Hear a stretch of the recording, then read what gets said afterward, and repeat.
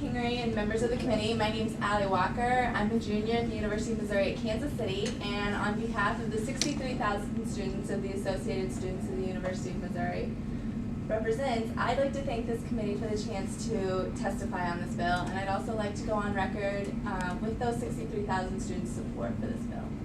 The student curator bill position was first added to the UM system governing board, the Board of Curators, in 1984, and in 1999, that student was allowed to sit in on executive session meetings. Throughout this time, the student curator has evolved and developed into a strong, respected position among both students and members of the Board of Curators, and we're recognized for its ability to accurately reflect the essence of the university, the students themselves. ASUM polling shows on average 90% of students on all 4 campuses think that a student curator needs a vote to accurately reflect their voice. Perhaps most important to remember in this process is that the student curator, even now without a vote, faces a far more rigorous process of selection than that of any other curator. Student curators face a series of interviews after a discerning application, beginning first on their individual campus. If chosen as a finalist on a panel of 6, candidates face a meticulous interview by representatives from all 4 campus schools. Finally, 3 candidates are forwarded to the governor for the final selection, and to reach any of these stages, the student must also meet demanding criteria of GPA, residency, and credit. Further, they are also subjected to multiple background checks. Although you may have heard otherwise, as a result of these strict and stringent requirements, student curators often end up being graduate students with an average age of 23 years old, as we just discussed, and they have strongly developed skills for navigating the bureaucracy of the University of Missouri system that they just emerged from. All of this provides a student curator with a significant advantage over any other sitting curator. As a final provision to protect the students, this bill would allow a voting student curator to vote exclusively on the selection of the university system president and exclude them from considering all other faculty and staff decisions. I'd like to present you with some statistics to reflect on. Foremost, please consider the fact that students at the University of Missouri face yet another 4.1% tuition increase for fiscal year 2008. Students today are already paying more for their education than the state is.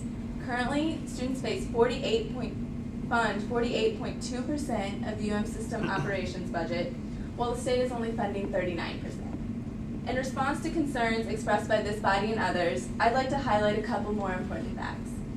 A board with a voting student curator is not a constituent board.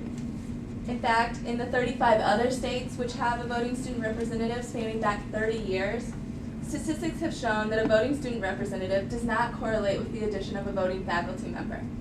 For every 4 states that has a voting student representative, just 1 of those states has a voting faculty member. Students are in the heart of UM campuses every day. On average, students spend at least 20 hours a week on campus, if not much, much more, doing everything from registering for classes to interacting with administration.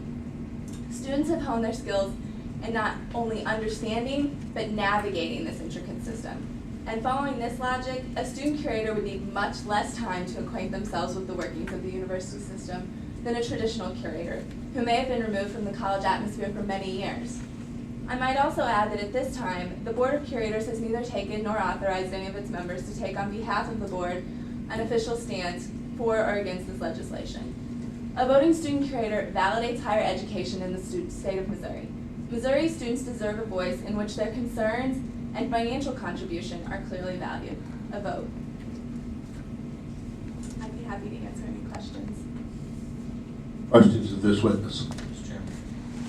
Representative Pierce. Allie, nice presentation. Thank you. You had mentioned about in some states there's faculty who are also on there. Do any other states, do you know, have other stipulations, for example, staff or anything like that, international students, anything like that? No, from what I've seen, the only additional faculty or voting member that may be added to a board is a faculty member from something like the faculty senate, like what we have here at the Missouri system, which traditionally I think one of the reasons why faculty members don't have a vote all that often is because the faculty senate or a similar organization is so powerful already on campus and recognized. But no, we haven't seen any evidence or through all our exploration, we haven't seen any other type of voting representative to a board. Any further questions? Seeing none, thank you. Next. Also, just for the record, they also have a couple of other little things they have to go through. They have to be nominated by the governor. They have to have their Senate sponsor agree to sponsor them, and they have to get confirmed by the state Senate. So there's a few more steps in the process. Anybody else to come forward and speak in favor of Senate Bill 873? Seeing none, is there anybody present who would like to speak in opposition to Senate Bill 873? Seeing none, anybody present who would like to speak for informational purposes only on Senate Bill 873? Seeing none, thank you. That will conclude the hearing on Senate Bill